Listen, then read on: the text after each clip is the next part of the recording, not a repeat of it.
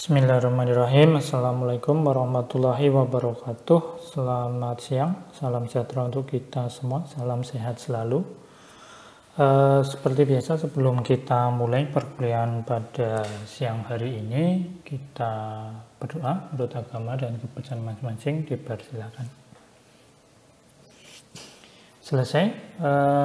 Hari ini kita akan belajar dengan topik baru terkait dengan mata kuliah pangan dan gizi.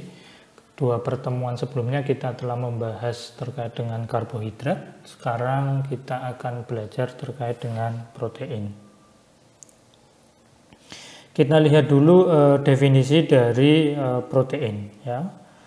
Protein itu apa? Protein itu adalah termasuk makronutrien. Artinya dia termasuk zat gizi yang bersifat makro, ya, yang sangat penting untuk membangun otot massa, jadi untuk pertumbuhan dalam tubuh kita.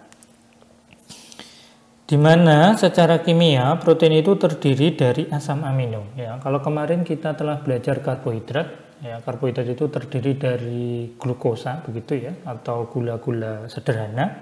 Sedangkan protein itu terdiri dari asam amino.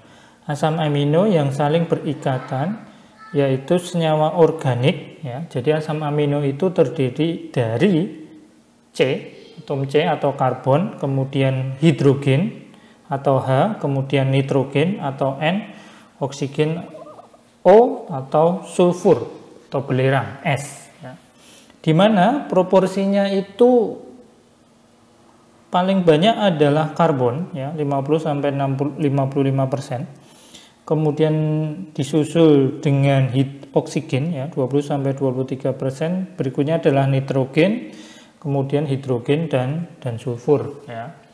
Jadi itulah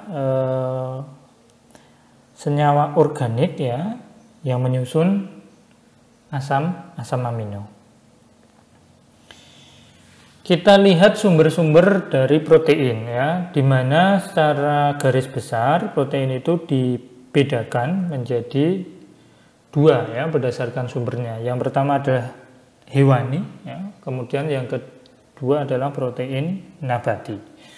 Hewani tentu saja dia berasal dari hewan, ya, sebagai contoh daging, ya.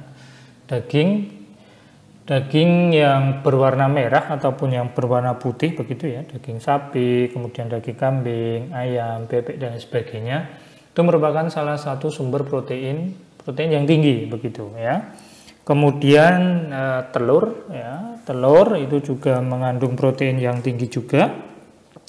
Kemudian ikan, nah, ikan ini sangat tinggi proteinnya, ya. Berbagai macam jenis ikan, begitu, ini mengandung protein yang tinggi. Kemudian susu, ya, susu dan produk turunannya, keju dan lain sebagainya. Kemudian dari nabati, ya, yang paling besar adalah kacang-kacangan, ya, kacang-kacangan, mulai dari kedelai, begitu ya, sampai kacang-kacangan lokal yang banyak sekali ragam jenisnya, ya, itu mengandung tinggi protein. Kemudian produk turunannya seperti tempe, tahu, begitu ya, kemudian sayur-sayuran macam brokoli dan lain sebagainya. Itu merupakan salah satu sumber protein dari nabati. Kemudian bagaimana kandungan protein dalam produk pangan di sekitar kita, begitu ya.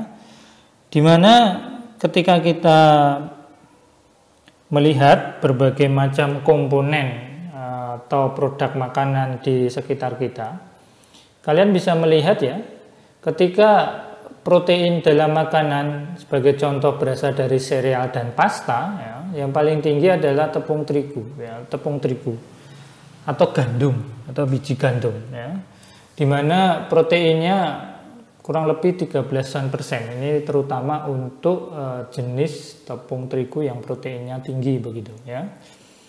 Kemudian spaghetti, ya, contohnya itu 12,8. Kemudian beras merah, ya, ataupun beras putih kurang lebih sekitar 7%, begitu ya.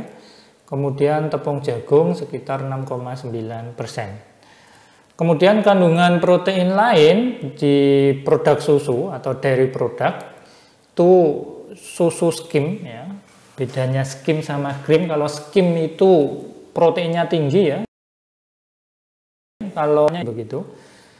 Susu skim bubuk itu 36,2% ya, kemudian keju 24,9%, kemudian yogurt 5,3%, kemudian susu cair 3,3%. Berikutnya tadi sudah kita singgung ya, bahwa protein itu terdiri dari asam amino.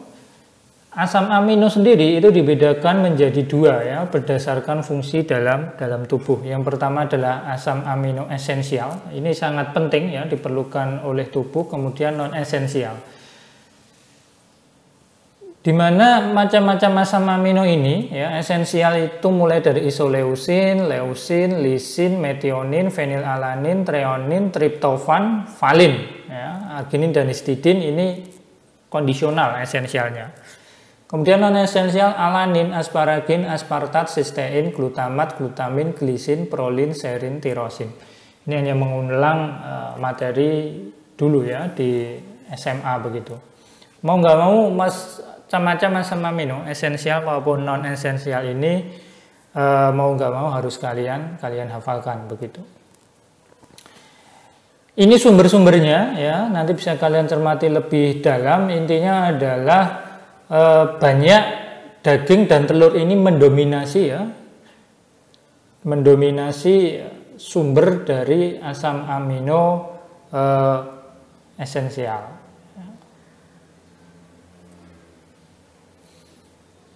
Di samping daging dan telur juga produk protein nabati ya, atau sumber dari protein nabati, kacang-kacangan dan sereal itu juga mengandung banyak asam amino esensial gitu.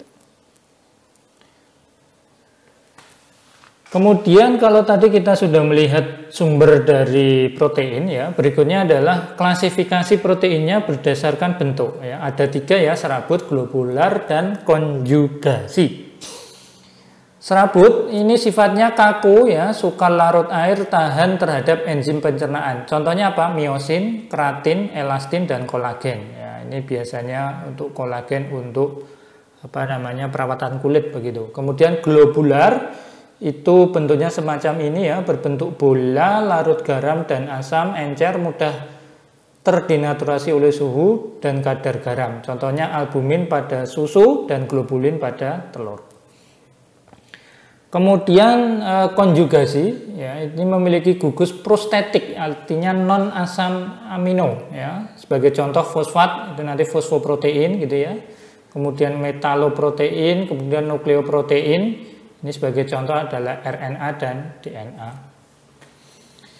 Berikutnya adalah fungsi dari protein ya, fungsi dari protein. Yang pertama, seperti sudah saya singgung di slide awal ya, bahwa dia merupakan berfungsi untuk pertumbuhan dan pemeliharaan jaringan dalam tubuh ya. Sebagai contoh, jenis proteinnya adalah kolagen, ini untuk jaringan ikat kulit dan otot, kemudian fibrin dan miosin ini untuk jaringan otot ya. Jadi otot kita itu disusun oleh fibrin dan miosin ini. Kemudian yang kedua, fungsi dari protein itu adalah pengaturan proses biokimia dalam tubuh ya. Sebagai contoh enzim amilase ya. Ini untuk metabolisme karbohidrat ya. Kalian perlu ingat bahwa enzim itu adalah protein ya. Enzim itu adalah bagian dari protein. Kemudian hormon itu juga bagian dari protein ya, hormon insulin dan glukagon ini mengatur terkait dengan gula darah. Kemudian antibodi ya, ini melawan virus, bakteri dan benda asing yang masuk ke dalam tubuh. Kemudian sumber energi ya, kemarin sudah saya sampaikan bahwa karbohidrat itu merupakan sumber energi utama ya. Meskipun dia sumber energi utama, ternyata protein juga menjadi sumber energi juga ya. Jika karbohidrat dan lemak tidak mencukupi dalam tubuh, itu nanti protein akan dibongkar oleh tubuh menjadi energi ya. Nanti akan kalian lebih pelajari dalam proses biokimia ya. metabolisme protein. Di mana sumber energi ini terkonversi satu protein itu menjadi 4 kilokalori per gram. Ya. Kemudian jika kekurangan protein bisa menyebabkan lemahnya otot. Ya. Kemudian yang keempat, fungsi protein yang keempat itu adalah pengangkut zat gizi dan molekul lain. Ya. Dia berfungsi sebagai protein transport. Sebagai contoh, pompa glukosa, dia memompa glukosa ke dalam sel. Kemudian pompa natrium dan kalium, memompa kalium ke dalam sel dan memompa natrium ke luar sel. Ya. Kemudian transferin, ini mentransport zat besi atau Fe. Kemudian struktur dari protein, ya, struktur dari protein itu ada yang pertama primer, dia yang paling sederhana ya. Jadi asam amino esensial non esensial tadi ya, lisin, glisin, leusin, valin, alanin dan sebagainya.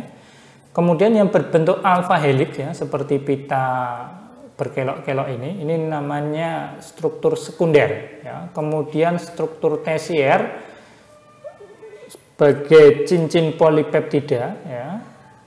Ini lebih kompleks lagi dan paling kompleks adalah struktur kuarterner ya. Struktur kuarterner ini yang paling rumit ya, yang paling rumit. Kemudian ini slide terakhir untuk materi hari ini. Bagaimana sih ya perjalanan protein bisa diserap oleh tubuh ya. Sebagai contoh ini ikan ya, ikan merupakan salah satu sumber protein hewani ya.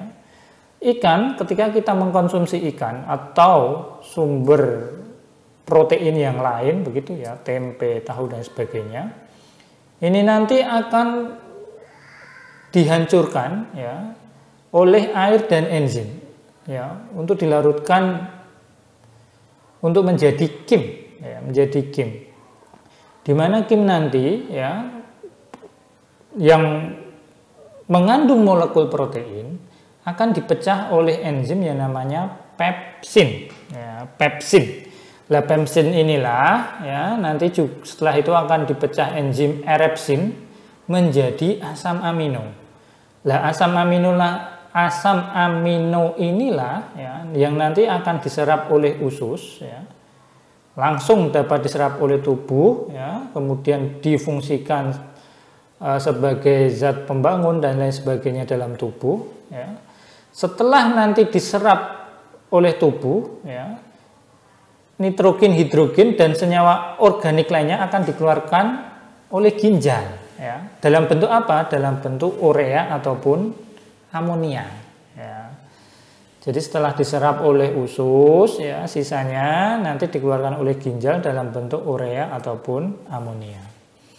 Kemudian selain diserap oleh usus, asam amino juga nanti akan dideaminasi dalam hati ya, menjadi asam keto, menjadi bahan untuk siklus asam sitrat ya. Siklus asam sitrat ini kaitannya nanti dengan metabolisme karbohidrat maupun protein dalam biokimia ya. Nanti akan kita lebih dalami dalam mata kuliah berikutnya ya, yaitu mata kuliah biokimia. Itulah perjalanan dari protein ya, sumber protein, sehingga nanti bisa diserap oleh tubuh dan bisa dimanfaatkan oleh tubuh. Saya kira itu saja untuk materi hari ini ya. Kita telah belajar pendahuluan protein. Insya Allah minggu depan kita akan mempelajari penyakit, kekurangan ataupun kelebihan protein ya, dan juga pengaruh pengolahan pangan terhadap nilai gizi protein seperti itu. Baik, mari kita akhiri kuliah pada siang hari ini dengan berdoa menurut agama dan kepercayaan masing-masing. Dipersilahkan. Selesai, kurang lebihnya mohon maaf. Bila taufiq wal hidayah. Wassalamualaikum warahmatullahi wabarakatuh. Selamat siang semua.